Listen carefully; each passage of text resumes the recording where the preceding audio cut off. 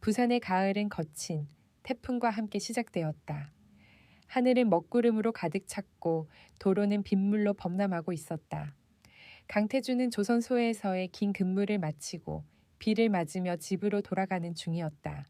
16시간 연속 근무에 피로가 쌓인 몸이었지만 그는 가족을 부양하기 위해 불평하지 않았다. 이 비는 언제 그칠 거야?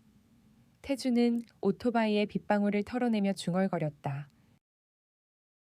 그때였다. 어두운 도로 옆에서 한 고급스러운 차가 비상등을 깜빡이며 멈춰 있는 것을 발견했다. 그 옆에는 한 여성이 비에 젖은 채 서 있었다.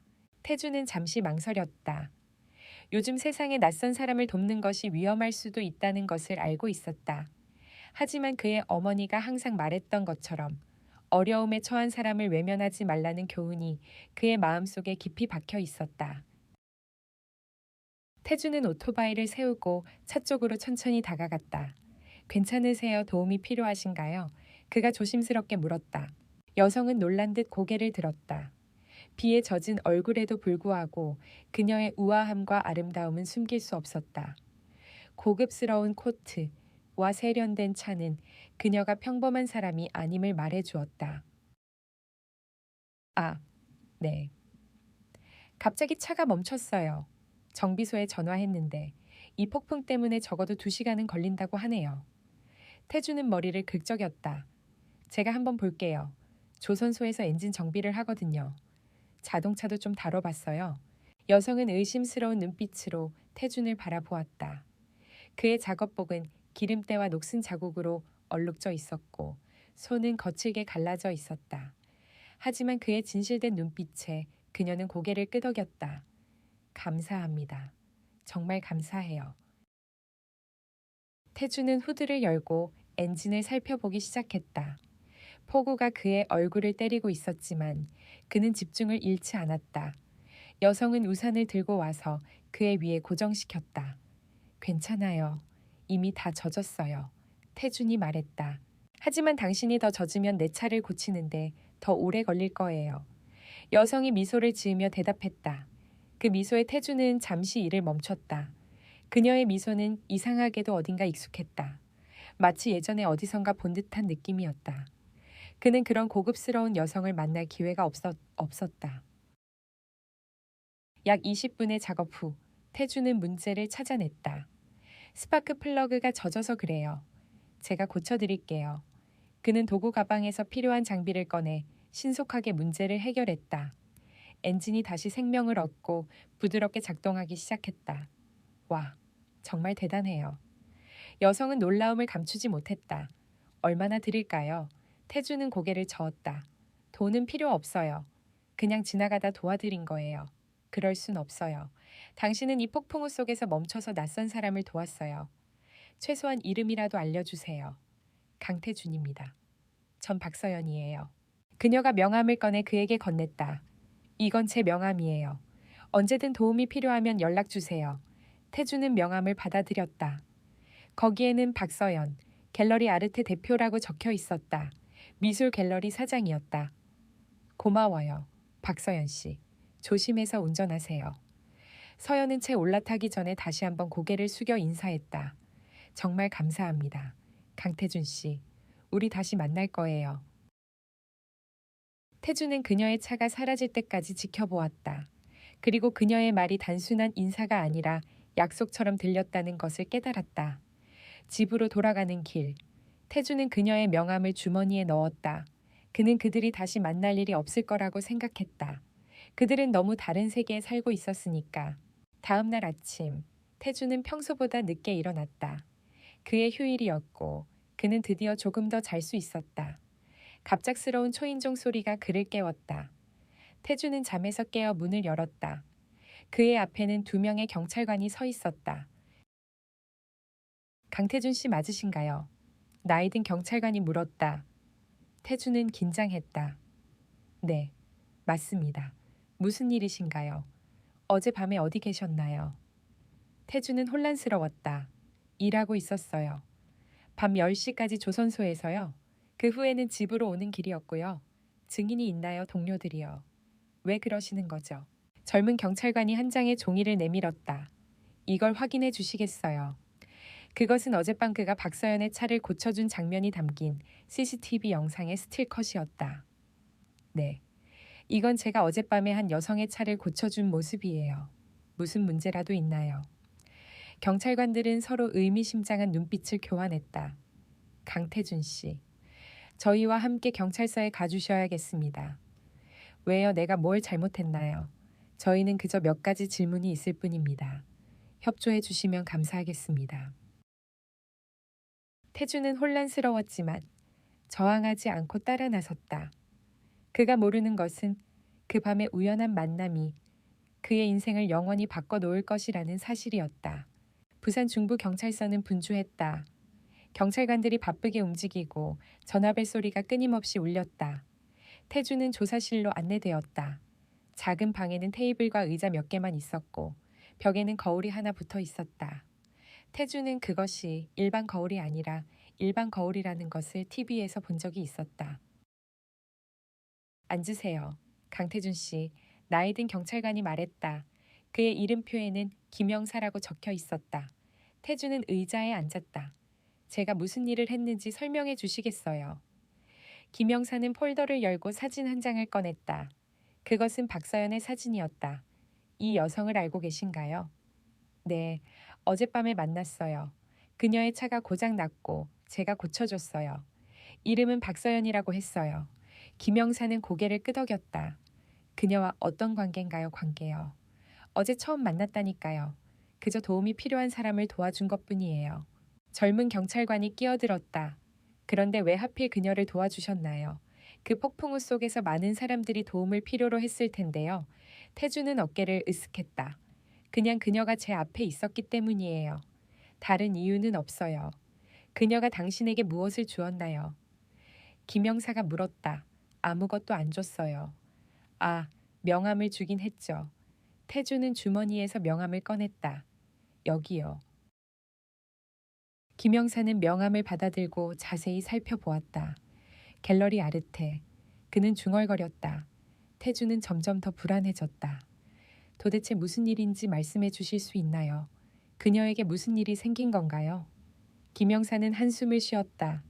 박서연 씨는 현재 실종 상태입니다. 태준의 얼굴에서 핏기가 빠졌다. 뭐라고요? 어젯밤에 제가 그녀의 차를 고쳐준 후에요. 네. 그녀는 어젯밤 이후로 연락이 두절되었습니다. 마지막으로 그녀와 접촉한 사람이 당신으로 확인되었고요. 태주는 충격을 받았다. 하지만 저는 그저 그녀의 차를 고쳐준 것뿐이에요. 그 후에 그녀는 차를 타고 떠났어요. 저는 집으로 왔고요. 당신의 말을 믿고 싶습니다. 김영사가 말했다. 하지만 이해하셔야 합니다. 박서연 씨는 평범한 사람이 아닙니다. 그래요. 그녀는 갤러리 사장이잖아요. 김영사와 젊은 경찰관은 서로를 쳐다보았다. 그들은 태준이 정말 모르고 있다는 것을 깨달았다. 강태준 씨. 박서연은 단순한 갤러리 사장이 아닙니다. 그녀는 박근태 회장의 외동딸입니다. 태준은 그 이름을 들어본 적이 있었다. 박근태는 한국 최대 재벌 중 하나인 SH그룹의 회장이었다. 그의 재산은 수조 원에 달했고 그의 영향력은 정치계까지 미쳤다. 그리고 김영사가 계속했다. 그녀는 최근 SH그룹의 후계자로 지명되었습니다. 그녀의 실종은 단순한 사건이 아닙니다. 태주는 말문이 막혔다. 그가 폭풍우 속에서 도와준 여성이 한국 최고 재벌의 딸이자 후계자라니. 저는 정말 아무것도 몰랐어요. 그가 마침내 말했다. 그녀는 그냥 도움이 필요한 사람처럼 보였어요. 당신의 진술을 녹음해도 될까요? 김영사가 물었다. 태주는 고개를 끄덕였다. 물론이죠. 제가 알고 있는 것은 다 말할게요. 다음 1시간 동안 태주는 전날 밤에 있었던 일을 상세히 설명했다. 그가 서연을 만난 방법, 그녀의 차를 고친 방법, 그들이 나눈 짧은 대화 등 모든 것을. 그녀가 특별히 불안해 보이거나 긴장한 모습은 없었나요? 젊은 경찰관이 물었다. 태주는 잠시 생각했다. 아니요. 그냥 차가 고장나서 짜증난 것처럼 보였어요. 특별한 것은 없었어요. 그녀가 누군가를 기다리고 있었다거나 누군가를 피하고 있는 것처럼 보였나요? 아니요. 그런 느낌은 없었어요.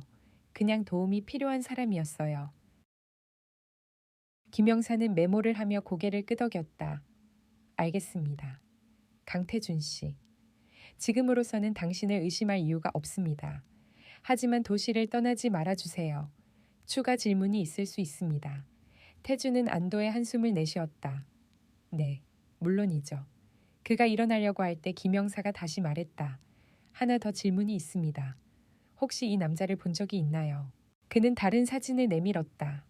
그것은 세련된 슈트를 입은 한 남자의 사진이었다. 30대 후반쯤으로 보였고 날카로운 눈빛을 가지고 있었다. 태주는 고개를 저었다. 아니요. 본 적 없어요. 누구인가요? 최재혁이라는 사람입니다. 박서연 씨의 약혼자였죠. 약혼자요. 태주는 놀랐다. 네. 하지만 2달 전에 약혼이 파기되었습니다. 최재혁 씨는 이 일을 받아들이지 못하고 있다고 들었습니다. 태주는 갑자기 상황이 더 복잡해졌다는 것을 느꼈다.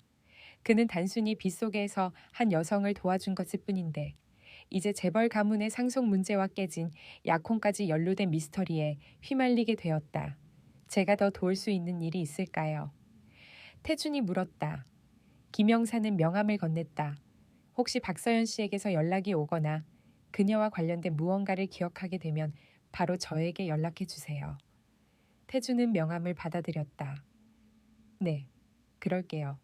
그가 경찰서를 나설 때 태준은 자신이 어젯밤의 선행 때문에 무언가 큰일에 휘말리고 있다는 예감을 지울 수 없었다.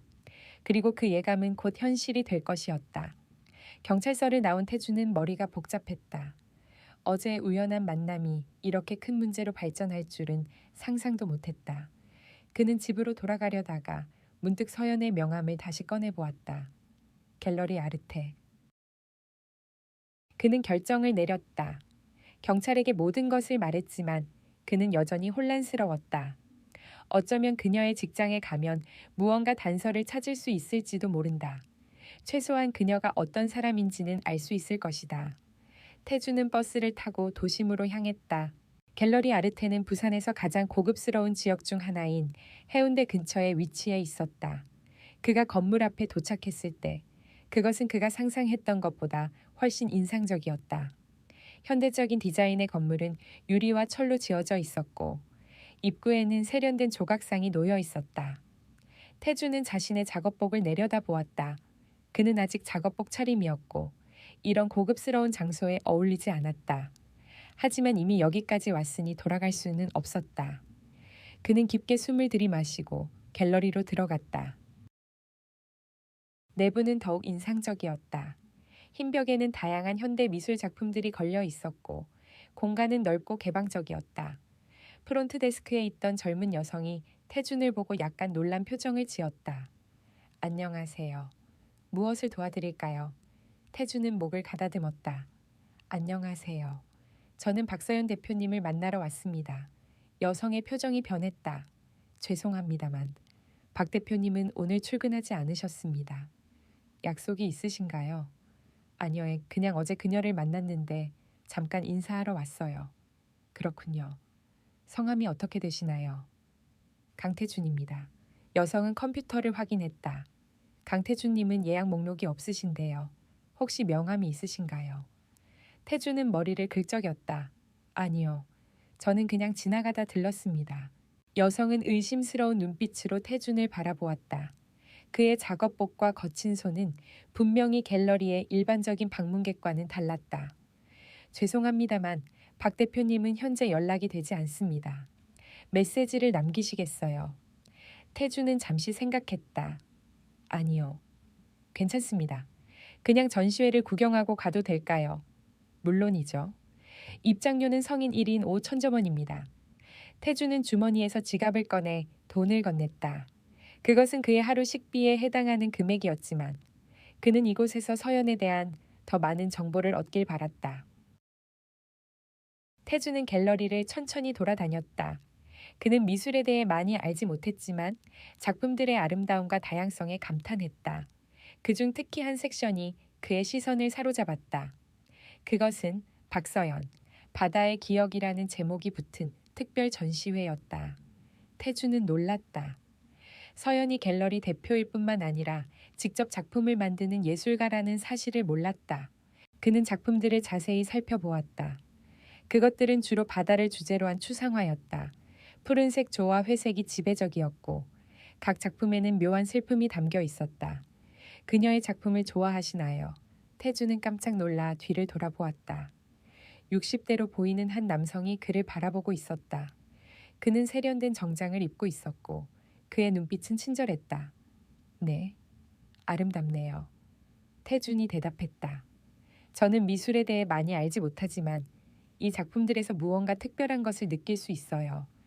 남성은 미소를 지었다. 당신의 눈이 좋군요. 박서연의 작품은 단순한 아름다움을 넘어서 깊은 감정을 전달합니다. 당신은 그것을 느낄 수 있는 사람 중 하나군요. 감사합니다.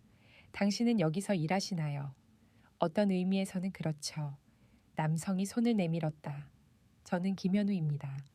이 갤러리의 수석 큐레이터이자 서연의 스승이죠. 태준은 그의 손을 잡았다. 강태준입니다. 태준 씨, 당신은 일반적인 방문객처럼 보이지 않네요. 특별한 목적이 있으신가요? 태준은 잠시 망설였다.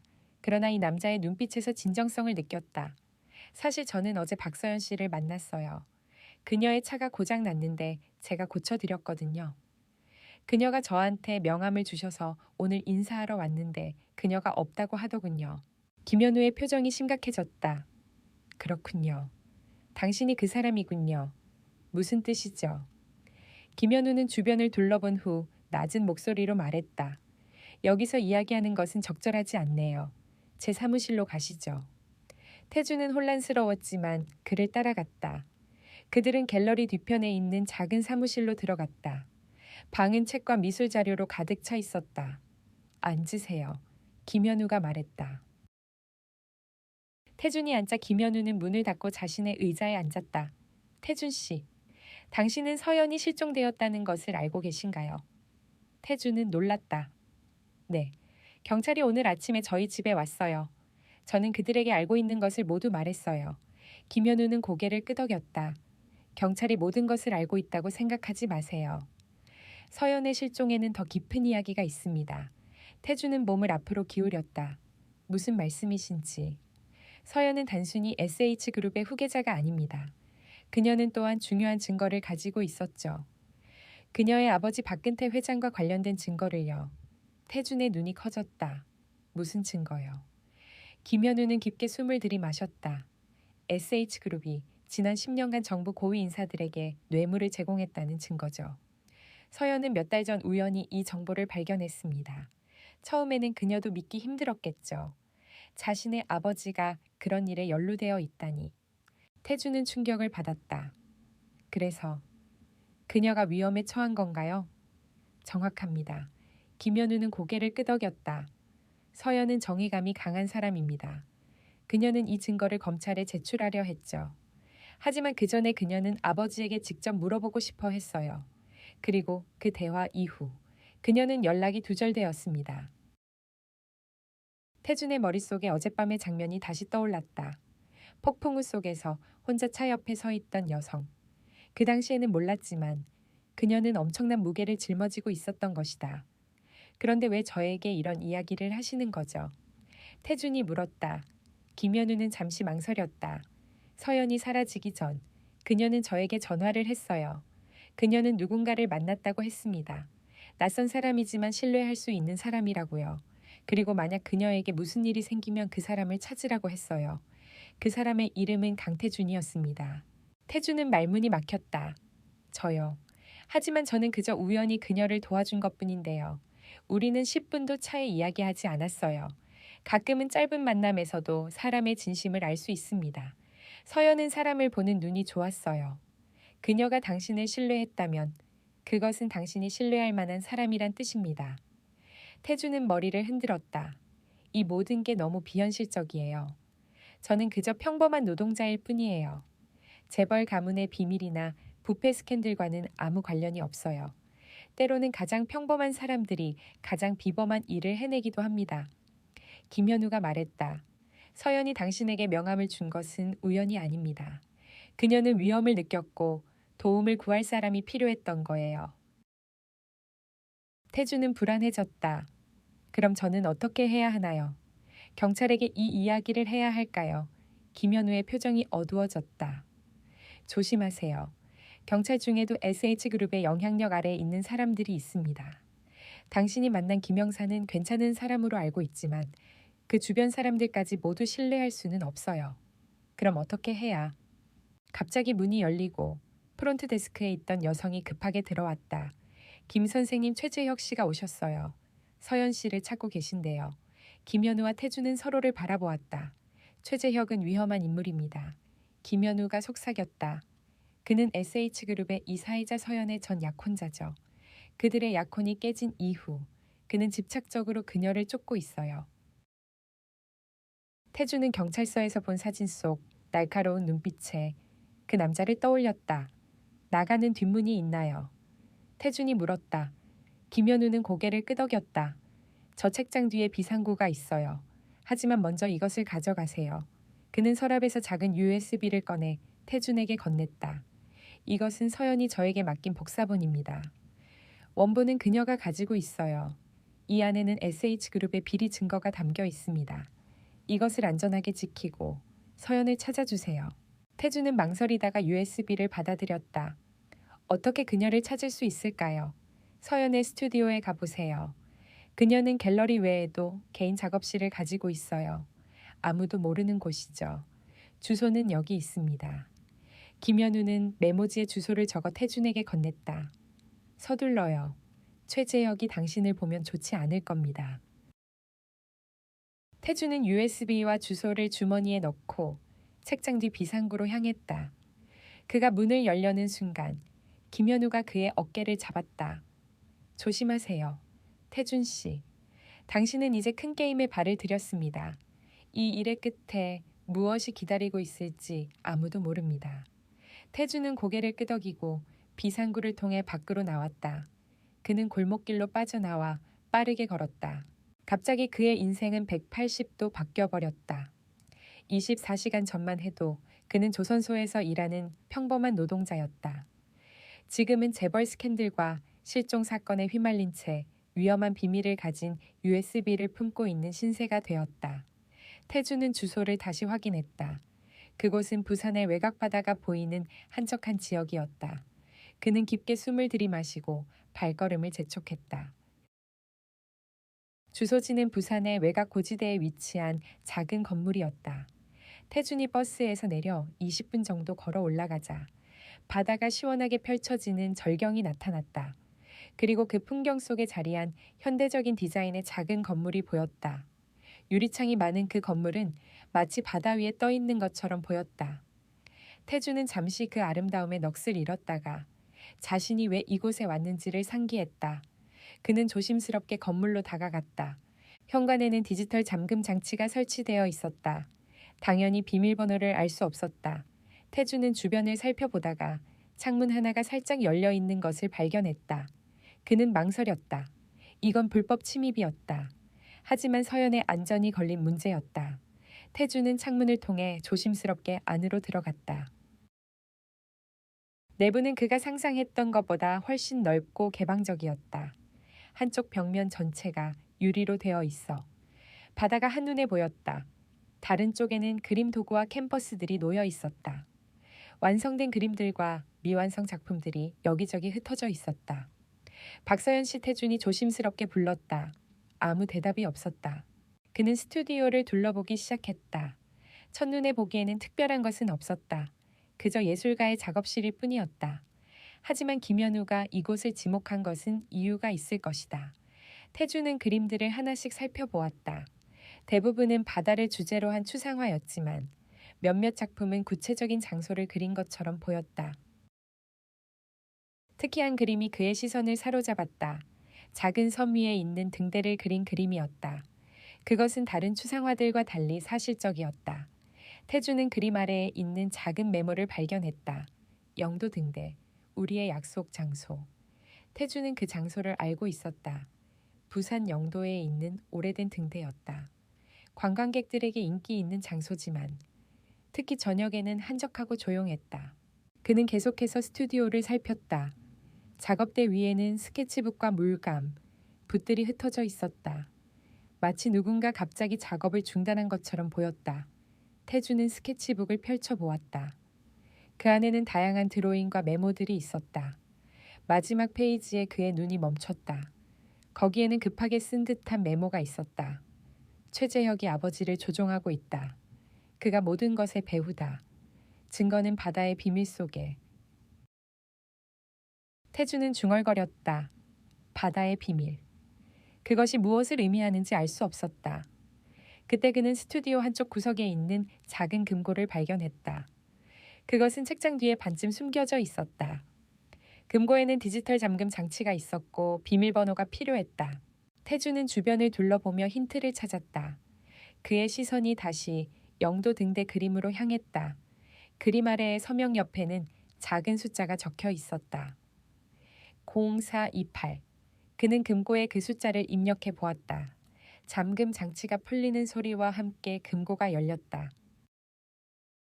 안에는 노트북 한 대와 여러 문서 파일들이 있었다. 태주는 노트북을 꺼내 전원을 켰다.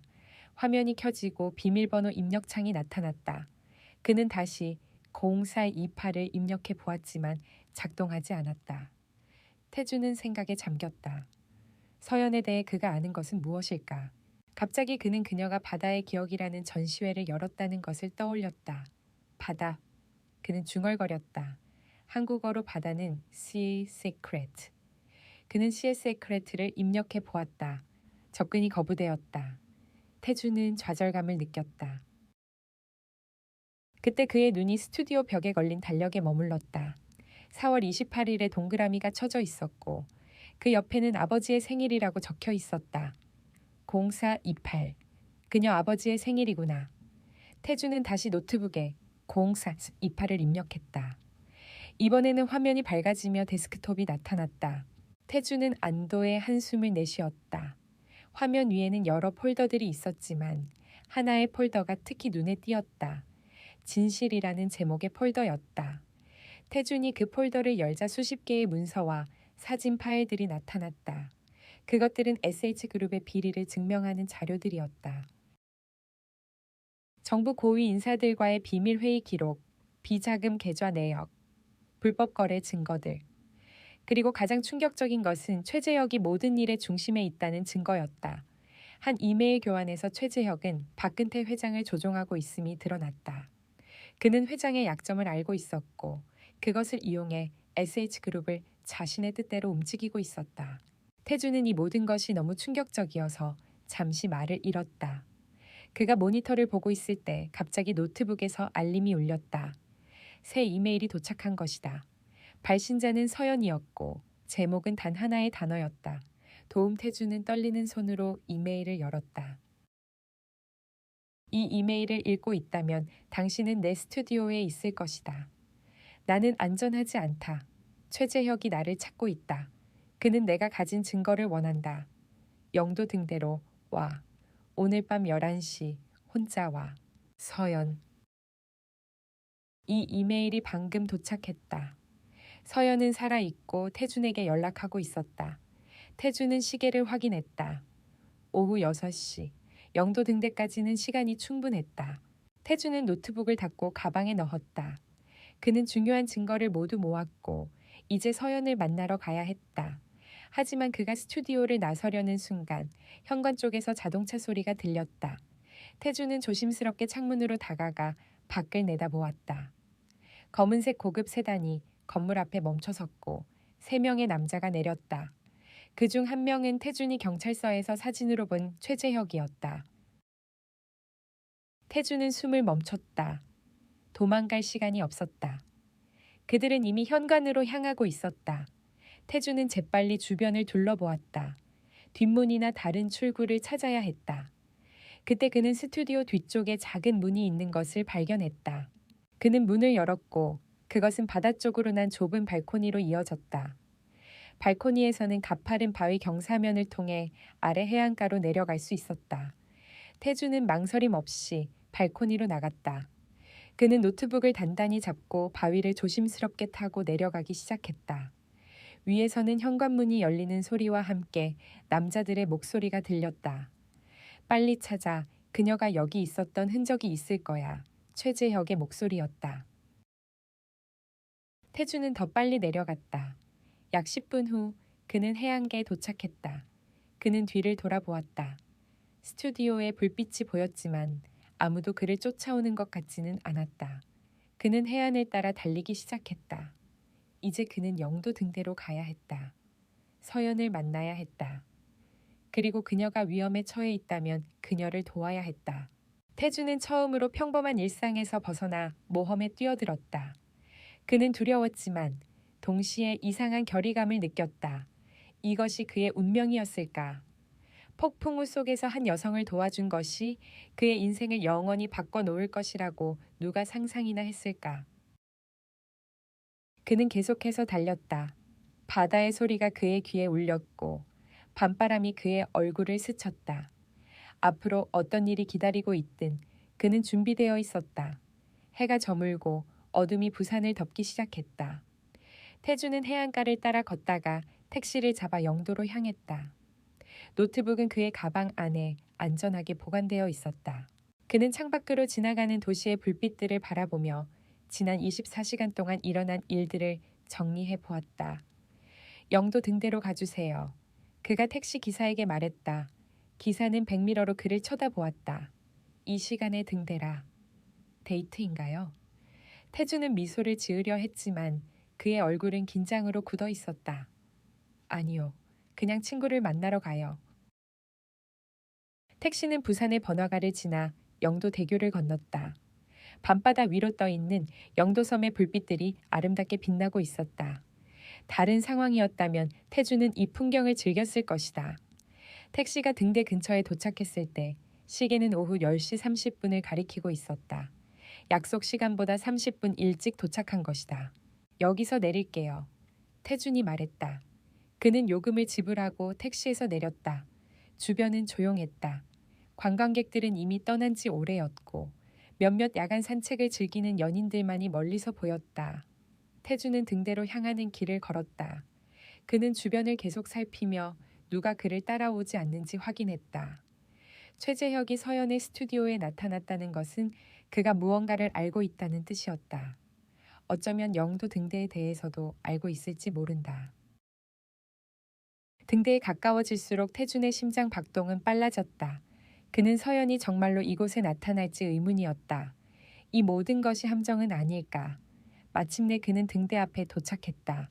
등대는 밤바다를 배경으로 높게 서 있었고 그 불빛은 멀리 바다 위로 비추고 있었다. 주변은 아무도 없었다. 태주는 등대 주변을 돌아다니며 서연의 모습을 찾았지만 그녀는 보이지 않았다. 시간은 점점 약속 시간에 가까워졌다. 10시 50분, 10시 55분, 11시. 정확히 11시가 되자 태준의 휴대폰이 진동했다. 알 수 없는 번호에서 온 문자였다. 등대 뒤편 바위로 와. 혼자. 태준은 메시지를 확인하고 등대 뒤편으로 향했다. 그곳에는 바다로 향한 큰 바위들이 있었다. 그는 조심스럽게 바위들 사이로 걸어갔다. 태준은 조심스럽게 바위들 사이로 걸어갔다. 서연 씨 그가 낮게 불렀다. 움직임이 감지되었고 그 후 어둠 속에서 한 형체가 나타났다. 그것은 서연이었다. 그녀는 이전과 다르게 단순한 청바지와 후드티를 입고 있었고 머리는 모자 아래로 숨겨져 있었다. 강태준 씨, 그녀가 말했다. 정말 와줬군요. 태준은 안도의 한숨을 내쉬었다. 당신이 살아있어서 다행이에요.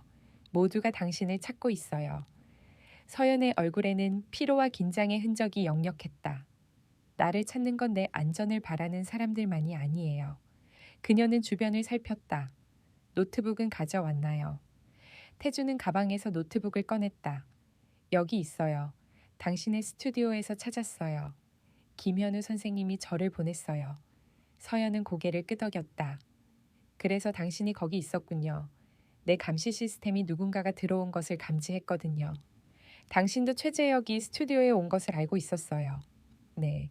그래서 당신에게 이메일을 보냈어요. 당신이 위험에 처할 수 있다고 생각했거든요. 태주는 노트북을 그녀에게 건넸다. 이 안에 있는 자료들을 봤어요. 정말 충격적이었어요. 최재혁이 모든 것의 배우라는 게 사실인가요? 서연은 깊게 숨을 들이마셨다. 네. 그는 항상 SH그룹을 원했어요. 처음에는 나와의 결혼을 통해 그것을 얻으려 했죠. 하지만 내가 그의 진면목을 알게 되고 약혼을 파기하자 그는 다른 방법을 택했어요. 내 아버지를 조종하기 시작한 거죠. 어떻게요? 태준이 물었다.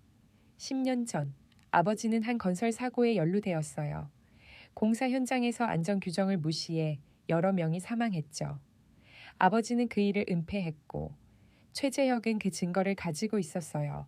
그는 그것을 이용해 아버지를 협박했고 점점 더 많은 권한을 가지게 되었어요. 태주는 고개를 끄덕였다. 그래서 당신이 아버지에게 물었을 때 아버지는 모든 것을 부인했어요. 그리고 내가 최재혁의 악랄함을 말했을 때 그는 화를 냈어요. 자신의 오른팔인 최재혁을 의심하는 나를 이해할 수 없다고 했죠. 서연은 한숨을 쉬었다. 그리고 그날 밤 누군가가 내 아파트에 침입했어요. 나는 간신히 탈출했고 그 이후로 숨어 있었어요. 태준의 얼굴에는 놀라움과 연민이 교차했다. 그래서 어젯밤의 폭풍우 속에서 서연은 쓴웃음을 지었다. 네, 사실 그건 우연이 아니었어요. 나는 당신을 지켜보고 있었어요. 태주는 놀랐다. 지켜보다니. 내가 아버지에게 진실을 말한 후 나는 증거를 안전하게 보관할 방법을 찾고 있었어요. 그때 우연히 당신이 조선소에서 일하는 모습을 보게 되었죠. 당신은 다른 노동자들과 달랐어요. 정직해 보였고 자신의 일에 자부심을 가지고 있었어요. 태주는 입을 다물지 못했다. 그래서 나는 당신을 관찰했어요. 당신이 매일 밤 같은 시간에 같은 길로 집에 돌아간다는 것을 알게 되었죠. 그리고 어젯밤 폭풍우가 치는 그날 나는 결정을 내렸어요. 당신에게 접근하기로. 그래서 일부러 그 장소에 차를 세우고 도움이 필요한 척 했던 거예요. 태주는 말문이 막혔다. 그가 생각했던 우연한 만남은 사실 계획된 것이었다니. 왜 하필 저였죠? 당신은 나를 전혀 모르잖아요. 서연은 잠시 망설이다가 대답했다. 때로는 사람의 눈을 보면 그 사람의 성격을 알 수 있어요. 나는 당신의 눈에서 진실함을 보았어요. 그리고 나는 내 직감을 믿기로 했어요. 태주는 잠시 생각에 잠겼다. 그의 평범한 삶이 이렇게 극적으로 바뀌게 될 줄은 상상도 못했다. 그래서 이제 어떻게 할 계획이에요? 서연의 표정이 결연해졌다. 이 증거를 검찰에 제출할 거예요. 하지만 먼저 한 가지 더 확인해야 할 것이 있어요. 최재혁의 봉어지에서 더 많은 증거를 찾아야 해요. 봉어지요. 네. 그는 영도 근처에 비밀 별장을 가지고 있어요. 그곳에서 불법적인 일들을 계획하고 실행한다고 들었어요. 내가 찾은 증거들은 그의 범죄의 일부일 뿐이에요. 더 큰 그림을 보려면 그곳에 가봐야 해요. 태주는 눈을 크게 떴다. 그곳에 가자고요. 너무 위험하지 않아요. 서연은 고개를 저었다. 나 혼자서는 갈 수 없어요. 그곳은 경비가 삼엄해요. 하지만 당신은 노동자로 위장할 수 있어요. 별장에서는 현재 리모델링 공사가 진행 중이거든요. 태주는 깊게 숨을 들이마셨다. 그는 이미 이 일에 깊이 관여되어 있었다. 그리고 어떤 이유에선지 그는 서연을 돕고 싶었다. 좋아요. 그가 마침내 말했다. 도와드리겠습니다. 하지만 우리는 계획이 필요해요. 서연은 안도의 표정을 지었다. 고마워요. 태준 씨. 당신의 도움이 없었다면 나는 그녀의 말이 끊겼다. 갑자기 등대 방향에서 발소리가 들렸다. 누군가 오고 있어요. 태준이 속삭였다. 서연은 긴장했다. 여기서 나가야 해요. 빨리. 그들은 바위 뒤로 숨어 조심스럽게 발소리의 주인공을 살폈다. 2명의 남자가 등대 주변을 돌아다니고 있었다. 그들은 검은색 정장을 입고 있었고 무언가를 찾는 듯했다. 최재혁의 사람들이에요. 서연이 낮은 목소리로 말했다. 그들이 어떻게 여기를 알았는지 모르겠어요. 태주는 주변을 살폈다. 그들이 있는 바위에서는 해안가로 내려가는 좁은 길이 있었다. 이쪽으로 와요. 그가 서연의 손을 잡았다. 바다 쪽으로 내려갈 수 있어요. 그들은 조심스럽게 바위를 타고 내려갔다. 발소리는 점점 가까워지고 있었다. 거기 누구 있어? 한 남자의 목소리가 들렸다. 태준과 서연은 더 빨리 움직였다. 마침내 그들은 해안가에 도착했다. 하지만 그곳은 막다른 곳이었다. 한쪽은 바다, 다른 쪽은 가파른 절벽이었다. 이제 어떻게 해요? 서연이 물었다. 공포가 그녀의 목소리에 묻어났다. 태주는 주변을 살폈다. 그때 그는 해안가에 묶여있는 작은 어선을 발견했다. 저기요. 그가 가리켰다. 배를 이용해 도망칠 수 있어요. 그들은 배로 달려갔다. 다행히도 배에는 열쇠가 꽂혀 있었다. 태주는 엔진을 시동 걸었다.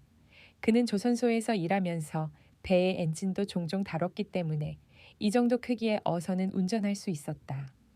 엔진이 시동되자 그들은 재빨리 해안에서 멀어졌다. 높은 곳에서 손전등 불빛이 그들을 비추었지만 이미 늦었다. 배는 빠르게 바다로 나아가고 있었다. 우리가 해냈어요. 서연이 외쳤다. 안도감이 그녀의 얼굴에 번졌다. 태준도 미소를 지었다. 하지만 그의 마음 한 구석에서는 불안감이 자라고 있었다. 그들은 이제 어디로 가야 할까? 그리고 최재혁의 사람들은 얼마나 더 그들을 쫓을까? 이제 어디로 가야 할까요? 그가 물었다. 서연은 바다를 바라보았다. 밤하늘 아래 펼쳐진 검은 바다는 평화로워 보였지만 그들은 그 평화가 얼마나 연약한지 알고 있었다. 최재혁의 별장으로 가요. 그녀가 결연한 목소리로 말했다. 지금이 기회예요. 그와 그의 사람들이 우리를 찾기 위해 흩어져 있는 동안 우리는 그의 봉어지를 조사할 수 있어요. 태주는 고개를 끄덕였다. 그는 이미 너무 깊이 관여되어 있었다. 이제 후퇴할 수는 없었다. 가시죠. 그가 말했다. 우리는 끝까지 함께할 거예요. 서연은 태준의 눈을 바라보았다.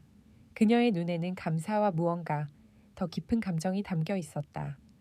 고마워요. 태준 씨. 정말 고마워요.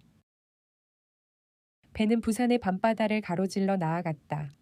태준은 조심스럽게 서연의 지시에 따라 배를 조종했다. 그들은 영도섬의 반대편, 외딴 해안가로 향하고 있었다. 그곳에는 최재혁의 비밀 별장이 있었다. 태준은 자신이 24시간 전만 해도 평범한 노동자였다는 것이 믿기지 않았다. 지금 그는 한국 최대 재벌의 비리를 폭로하는 임무에 참여하고 있었다. 그리고 모든 것은 폭풍우 속에서 한 여성을 도와준 것으로 시작되었다. 밤바다는 고요했다. 달빛이 물결 위에 은색길을 만들어내고 있었다. 태주는 조심스럽게 어선을 조종하며 서연이 가리키는 방향으로 나아갔다. 저기에요. 서연이 앞쪽을 가리켰다. 저 절벽만 너머에 최재혁의 별장이 있어요. 태주는 그녀가 가리키는 방향을 바라보았다. 희미하게 불빛이 보였다. 그것은 분명 건물의 불빛이었다. 어떻게 접근할 계획이에요? 태준이 물었다. 서연은 휴대폰의 지도 앱을 확인했다. 별장 뒤편에 작은 부두가 있어요. 그곳은 감시 카메라가 적게 설치되어 있어요. 우리는 그곳으로 접근할 수 있어요. 태주는 고개를 끄덕이고 배를 그 방향으로 돌렸다. 그들은 해안선을 따라 조용히 이동했다.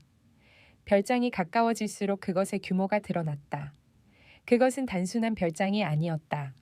현대적인 디자인의 대형 저택이었다. 저게 별장이에요. 태준이 놀라움을 감추지 못했다. 최재혁은 검소함과는 거리가 멀어요. 서연이 말했다. 그는 항상 자신의 부와 권력을 과시하길 좋아했죠. 그들은 조용히 부두에 접근했다. 다행히도 그곳에는 경비원이 보이지 않았다. 태주는 조심스럽게 배를 부두에 대고 서연이 먼저 내리도록 도왔다. 조심해요. 그가 속삭였다. 카메라가 있을 수 있어요. 서연은 고개를 끄덕이며 주변을 살폈다. 이쪽이에요. 그녀가 낮은 담장을 가리켰다. 저기를 넘어가면 정원으로 갈 수 있어요. 그들은 조용히 담장을 넘었다. 정원은 넓고 잘 가꾸어져 있었다. 화려한 조명과 조경이 돋보였다. 그들은 나무와 관목 사이로 조심스럽게 이동했다. 별장은 더 가까이서 보면 더욱 인상적이었다. 유리와 콘크리트로 만들어진 현대적인 건물이었고 대부분의 벽이 유리로 되어 있었다. 저기 봐요. 서연이 가리켰다. 공사 중인 영역이에요. 우리는 그곳으로 들어갈 수 있어요. 그들은 건물 한쪽에 있는 공사 현장으로 다가갔다. 그곳은 플라스틱 시트로 가려져 있었고 건설 자재들이 쌓여 있었다. 태주는 조심스럽게 시트를 들어 올리고 안으로 들어갔다. 서연이 그를 따랐다. 내부는 어두웠지만 멀리서 불빛이 보였다. 최재혁의 사무실은 2층에 있어요. 서연이 말했다. 거기에 모든 증거가 있을 거예요. 그들은 조용히 복도를 따라 이동했다. 태주는 가슴이 두근거리는 것을 느꼈다. 그는 평생 이런 경험을 해본 적이 없었다. 그는 항상 법을 지키는 시민이었다. 하지만 지금 그는 남의 집에 불법 침입 중이었다. 괜찮아요. 서연이 그의 표정을 보고 물었다. 태주는 미소를 지으려 했지만 그것은 긴장된 미소였다. 네, 괜찮아요. 그냥 이런 일은 처음이라서요. 서연은 그의 손을 잡았다. 그녀의 손은 따뜻했고 이상하게도 그것은 태준에게 용기를 주었다. 당신은 용감해요. 태준 씨, 당신 같은 사람이 더 많았다면 이 세상은 더 나은 곳이 되었을 거예요. 태준은 그녀의 말에 가슴이 따뜻해지는 것을 느꼈다. 그들은 계속해서 앞으로 나아갔다. 2층으로 올라가는 계단을 찾아 조용히 올라갔다.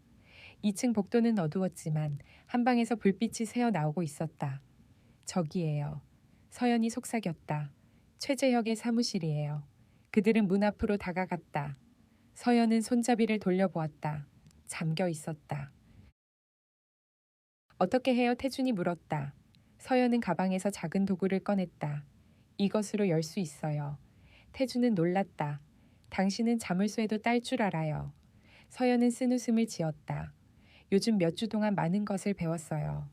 숨어 지내는 동안 새로운 기술이 필요했거든요. 그녀는 능숙하게 자물쇠를 열었다. 문이 소리 없이 열렸다. 그들은 조심스럽게 안으로 들어갔다. 사무실은 넓고 고급스러웠다. 한쪽 벽은 완전히 유리로 되어 있어 바다가 보였다. 다른 쪽에는 대형 책장과 고급 가구들이 놓여 있었다. 컴퓨터를 찾아요. 서연이 말했다. 모든 정보는 그의 컴퓨터에 있을 거예요. 그들은 방을 살피며 서둘러 움직였다. 태주는 책장 뒤에 숨겨진 작은 금고를 발견했다. 여기 뭔가 있어요. 그가 서연을 불렀다. 서연은 금고를 살펴보았다. 이건 고급 보안 금고예요. 쉽게 열 수 없을 거예요. 그때 태준의 눈이 금고 옆에 있는 작은 사진 액자에 닿았다. 그것은 젊은 시절의 최재혁과 다른 남자의 사진이었다. 이 사람이 누구죠? 태준이 물었다. 서연은 사진을 자세히 보았다. 이건 내 아버지예요. 젊었을 때의 모습이에요. 최재혁과 당신 아버지가 친구였어요. 네. 그들은 대학 시절부터 친구였어요. 최재혁은 우리 가족과 매우 가까웠죠. 그는 거의 삼촌처럼 내 성장 과정을 지켜봤어요. 그래서 그와 약혼했을 때 아버지는 매우 기뻐했어요. 태주는 사진을 자세히 봤다. 최재혁과 서연의 아버지는 바다를 배경으로 서 있었다. 그들 뒤로는 낚싯배가 보였다. 이게 단서가 될 수 있을까요? 태준이 물었다. 서연은 사진을 더 자세히 살폈다. 이 배를 알아요. 이건 아버지의 오래된 낚싯배예요. 그는 이것을 바다의 비밀이라고 불렀어요. 바다의 비밀. 태주는 스튜디오에서 본 메모를 떠올렸다. 당신의 메모의 증거는 바다의 비밀 속에라고 적혀 있었어요. 서연의 눈이 커졌다. 그래요. 배 이름이 그거였어요. 아버지는 그 배를 특별한 장소에 보관하고 있었어요. 그리고 그곳에 그녀의 말이 끊겼다. 아래층에서 소리가 들렸다. 문이 열리고 닫히는 소리. 그리고 발소리. 누군가 왔어요. 태준이 속삭였다. 서연은 긴장했다. 최재혁이에요. 그가 돌아왔어요. 그들은 빠르게 생각해야 했다. 숨을 곳을 찾아야 했다. 태준은 방 한쪽에 있는 대형 옷장을 발견했다. 저기로 가요. 그가 서연의 손을 잡고 옷장으로 향했다. 그들은 겨우 옷장 안으로 들어가 문을 닫았다. 옷장 문 틈새로 그들은 최재혁이 들어오는 것을 볼 수 있었다. 그는 세련된 양복 차림의 30대 남자였다. 날카로운 눈빛과 강한 턱선을 가지고 있었다. 그는 전화를 하고 있었다. 아직 그들을 찾지 못했어. 영도 전체를 뒤져라. 그들이 멀리 갔을 리 없어. 특히 그 USB를 찾아. 그것이 가장 중요해. 그는 전화를 끊고 책상으로 걸어갔다. 서랍을 열어 위스키병을 꺼내 잔에 따랐다. 그는 한 모금 마시고는 창밖을 바라보았다. 서연아, 넌 어디에 있는 거야? 그가 중얼거렸다. 그냥 조용히 있었으면 됐는데 왜 이렇게 일을 복잡하게 만드는 거야? 그는 다시 한숨을 쉬며 컴퓨터를 켰다. 비밀번호를 입력하고 뭔가를 검색하기 시작했다. 태준과 서연은 옷장 안에서 숨을 죽이고 있었다. 태준은 서연의 손을 꼭 잡았다. 그녀의 손이 떨리고 있었다. 최재혁은 컴퓨터에서 뭔가를 찾은 듯 화면을 집중해서 보고 있었다. 여기 있군. 그가 중얼거렸다. 영도 등대 CCTV. 봐야지. 그는 화면을 클릭했다. 이런, 배를 타고 도망쳤군. 영민이 서연, 하지만 충분하진 않아. 그의 전화가 다시 울렸다. 뭐라고? 내 별장 부두의 낯선 배가 즉시 확인해. 그는 전화를 끊고 급히 자리에서 일어났다. 젠장. 그는 서류를 챙기며 방을 나갔다. 문이 닫히자마자 태준과 서연은 긴장에 숨을 내쉬었다. 우리 배를 발견한 것 같아요. 서연이 속삭였다. 빨리 여기서 나가야 해요. 그들은 옷장에서 나와 상황을 살폈다. 최재혁의 컴퓨터는 여전히 켜져 있었다. 기회예요. 서연이 말했다. 그의 컴퓨터를 확인해 봐요. 그들은 재빨리 컴퓨터로 다가갔다. 화면에는 CCTV 영상이 재생되고 있었다. 영도 등대에서 그들이 배를 타고 도망치는 장면이었다. 다른 파일을 찾아봐요. 태준이 말했다. 서연은 빠르게 폴더를 탐색했다. 그녀는 프로젝트 X라는 폴더를 발견했다. 이게 뭘까요? 그녀가 폴더를 열었다. 그 안에는 수십 개의 문서와 사진이 들어 있었다. 그것들은 모두 부산 해안가 개발 계획과 관련된 것들이었다. 이게 바로 최재혁의 진짜 계획이에요. 서연이 말했다. 그는 부산 해안가 전체를 개발하려고 해요. 그리고 이 과정에서 수많은 사람들의 집과 생활 터전이 사라질 거예요. 태준은 문서들을 빠르게 훑어봤다. 이건 단순한 개발 계획이 아니에요. 이건 불법 토지 수용과 뇌물 제공 증거들이에요. 우리는 이것을 복사해야 해요. 서연이 USB를 꺼내 컴퓨터에 연결했다. 파일들이 복사되는 동안 태준은 다른 문서들을 살펴보았다. 그는 바다의 비밀이라는 이름의 문서를 발견했다. 서연 씨, 여기요. 태준이 말했다. 서연은 떨리는 손으로 문서를 열었다. 그 안에는 상세한 일정표, 거래 내역, 돈이 흘러간 경로, 그리고 최재혁이 박근태 회장을 조종한 증거가 있었다. 이게 바로 최종 증거예요. 서연이 말했다. 최재혁이 10년 동안 어떻게 아버지를 조종해 왔는지, SH그룹이 어떻게 불법적인 일에 연루되었는지, 모든 것이 여기 있어요. 태준은 서연의 어깨에 손을 올렸다. 당신이 해냈어요. 서연 씨, 이제 이 증거를 안전한 곳으로 가져가야 해요. 서연은 고개를 끄덕였다. 검찰에 직접 가져갈 거예요. 하지만 그 전에 그녀는 문서들 사이에서 한 장의 사진을 꺼냈다. 그것은 서연의 아버지, 박근태 회장의 사진이었다.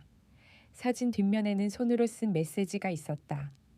서연아, 아빠가 미안하다.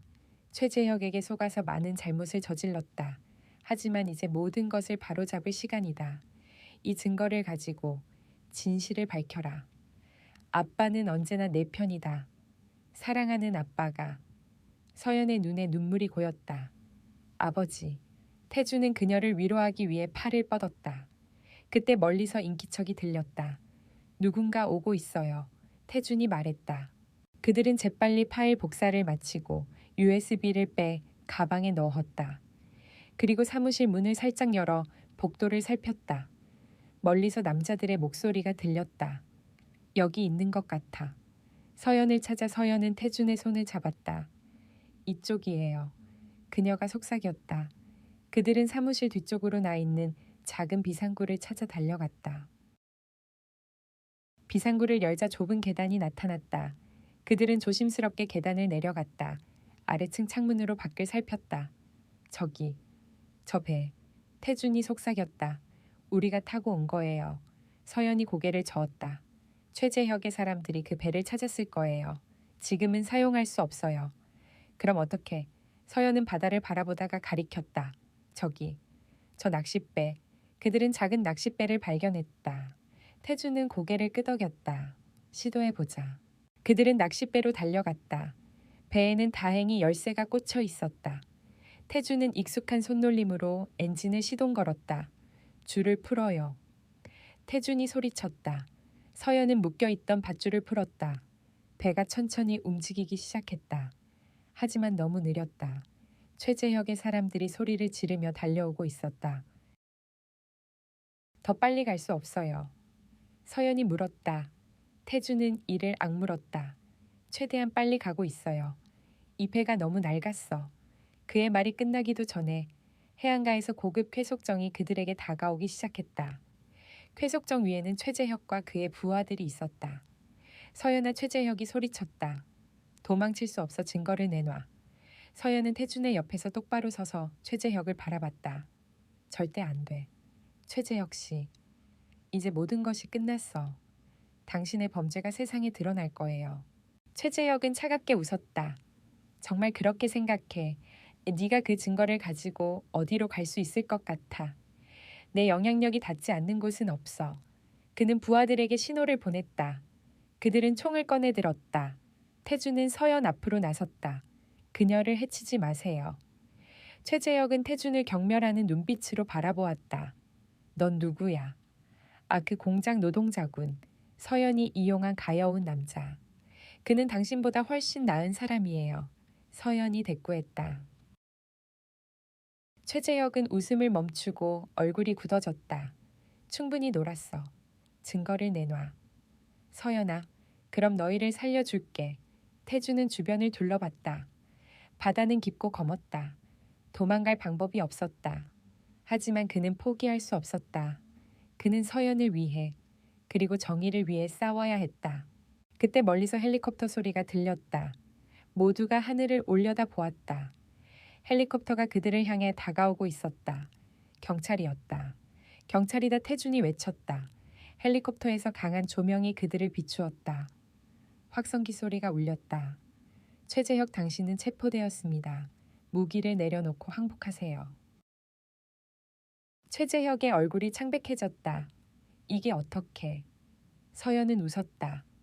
내가 스튜디오를 떠나기 전에 김현우 선생님에게 모든 것을 설명했어요. 그리고 우리가 이 섬으로 오면 경찰에 연락하라고 했죠. 최재혁의 얼굴이 분노로 일그러졌다. 그는 갑자기 총을 꺼내서 서연을 겨누었다. 네가 날 망치게 놔두지 않을 거야. 태주는 즉시 움직였다. 그는 서연을 밀어내고 자신이 그 자리에 섰다. 총성이 울렸다. 태주는 가슴에 날카로운 통증을 느꼈다. 그는 천천히 바닥으로 쓰러졌다. 태준 씨, 서연의 비명이 들렸다. 세상이 천천히 흐려지기 시작했다. 태주는 헬리콥터에서 경찰들이 내려오는 것을 흐릿하게 보았다. 최재혁과 그의 부하들이 체포되는 것도 보였다. 서연이 그의 옆에 무릎을 꿇었다. 그녀의 눈에는 눈물이 가득했다. 태준 씨, 제발 버텨요. 구급대가 올 거예요. 태준은 미소를 지으려 했지만 너무 아팠다. 괜찮아요. 당신은 해냈어요. 진실이 밝혀졌어요. 서연은 그의 손을 꼭 잡았다. 당신 때문이에요. 당신이 없었다면 나는 이 모든 것을 할 수 없었을 거예요. 태주는 그녀의 얼굴을 바라보았다. 그녀는 정말 아름다웠다. 처음 그녀를 만났을 때처럼. 서연 씨, 내가 당신을 처음 만났을 때. 그건 운명이었나 봐요. 그의 의식이 점점 희미해졌다. 마지막으로 그는 서연의 눈물 젖은 얼굴과 그녀의 입술이 움직이는 것을 보았다. 그녀는 뭔가를 말하고 있었지만 그는 들을 수 없었다. 그리고 모든 것이 어둠 속으로 사라졌다. 그 후 시간이 얼마나 흘렀는지 모른다. 태주는 희미한 빛을 느꼈다. 어딘가에서 기계음이 들렸다. 삐, 삐. 그는 천천히 눈을 떴다. 하얀 천장이 보였다. 병원이었다. 그의 몸에는 여러 개의 관이 연결되어 있었고 심장 모니터가 규칙적으로 울리고 있었다. 그는 숨을 깊이 들이쉬었다.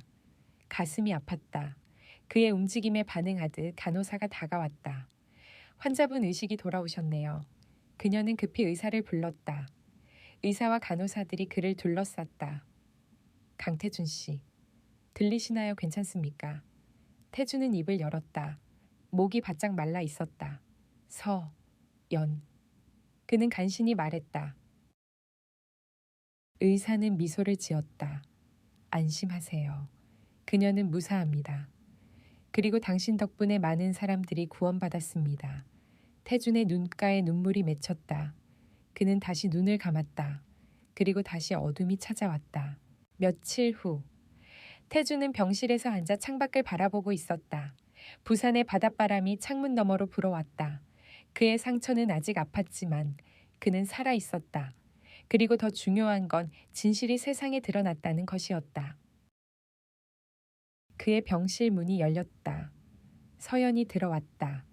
그녀는 평범한 옷차림이었지만 눈가에는 여전히 피곤함이 남아 있었다. 그녀는 태준을 보자마자 눈물이 고였다. 태준 씨. 태준은 약하게 미소 지었다. 안녕하세요. 서연은 그의 옆으로 다가와 손을 잡았다. 미안해요. 정말 미안해요. 왜 미안해요? 태준이 물었다. 모든 게 내 잘못이었어요. 당신을 이런 위험에 빠뜨리고 이런 상처까지. 태준은 고개를 저었다. 서연 씨, 당신은 잘못한 게 없어요. 오히려 고마워요. 나를 믿어줘서. 서연은 눈물을 흘렸다. 그녀는 그의 손을 꼭 잡았다. 검찰에 증거 다 넘겼어요. 최재혁은 구속됐어요. SH그룹은 비상 상태예요. 아버지는 자수했어요. 모든 걸 바로잡겠다고. 태주는 그녀의 말을 듣고 천천히 눈을 감았다. 잘 됐네요. 서연은 고개를 끄덕였다. 당신이 아니었다면 불가능했을 거예요. 태주는 천천히 그녀의 손을 쓰다듬었다. 앞으로는 평범하게 살면 좋겠네요. 서연은 작게 웃었다. 네, 이제 나도 그렇게 살고 싶어요. 그들은 한참 동안 말을 잃고 서로의 손을 잡고 있었다. 몇 주 뒤, 태주는 퇴원 수속을 마쳤다. 그는 아직 완전히 회복된 건 아니었지만 걸을 수 있을 정도는 되었다.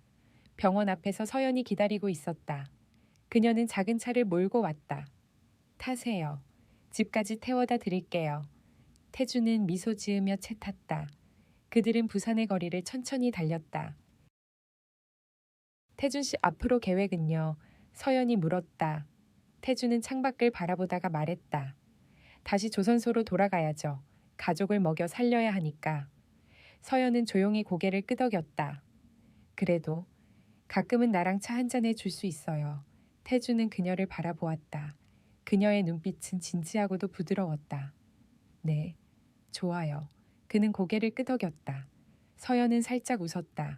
그리고 차는 바닷가 도로를 따라 달렸다. 바다의 물결이 반짝였다. 부산의 가을 바람이 차창을 스쳤다. 두 사람은 말없이 바다를 바라보았다. 많은 일이 있었다. 거짓과 음모, 위험과 두려움, 그리고 서로를 향한 진심. 서연이 조용히 말했다.